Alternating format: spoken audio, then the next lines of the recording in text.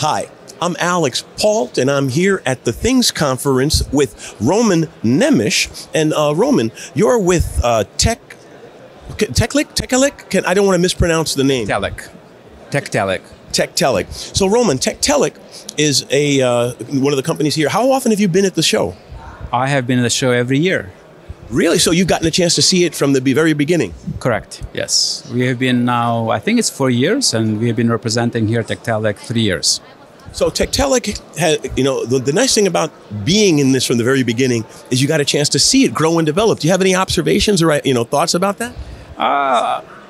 Probably a bit. Definitely now it's more mature. You can see really good companies, good product, good solutions. At the beginning, it was more about enthusiasts and some ideas and a little bit of prototypes and concepts, and lots of people are trying to make things work, right? Just trying to program and get the device going. And now it looks like we're talking about business. We're actually not really excited if we just see, a device having a few LEDs, blinking. We are more talking about what problems we solve. So for sure, there's a big change.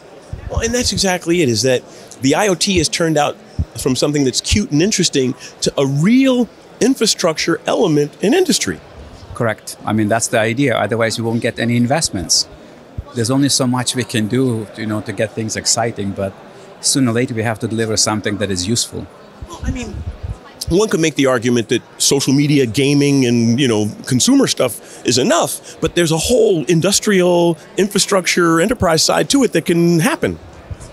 Absolutely. I mean, you can take an example. Just there are lots of things that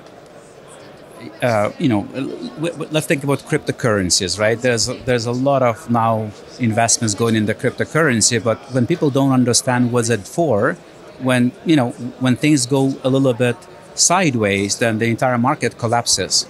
We don't see that with IoT anymore because people understand that there's value in it, and I think that's the huge difference.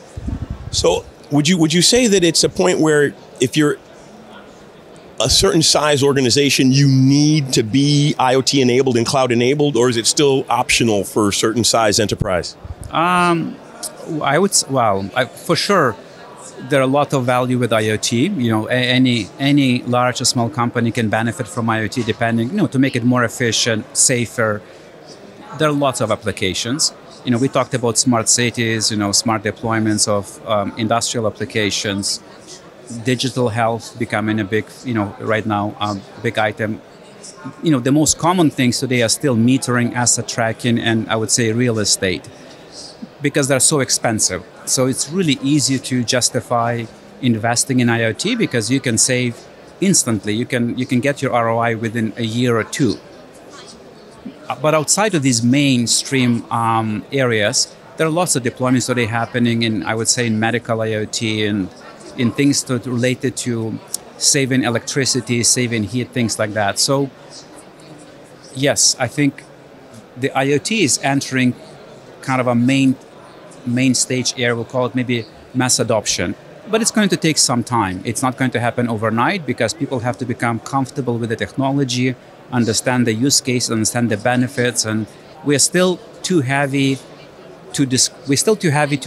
we are still maybe too heavy on the technology side. So when we want to describe to somebody an IoT, we tend to spend too much time talking about the benefits of bits and things like that, but we don't really spend enough time explaining to people the benefits of applications, what benefit a human will achieve out of it, right? That's the difference. Well, Roman, when you were mentioning about costs and the like, just before you said medical, I was going to say, well, what about medical? Because medical is an area where number one, there is money in it, but there's also a space where people are willing to spend because they don't want to die.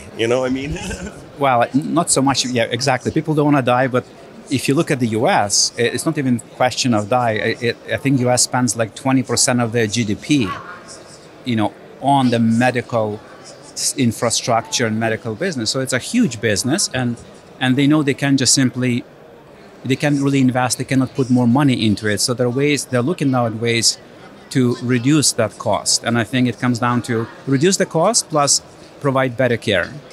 And I think there are definitely lots of opportunity in that area for IoT to address a lot of those, use cases and make it better. Well, you know what's interesting, Roman, is that another application area that is money is almost no object is military.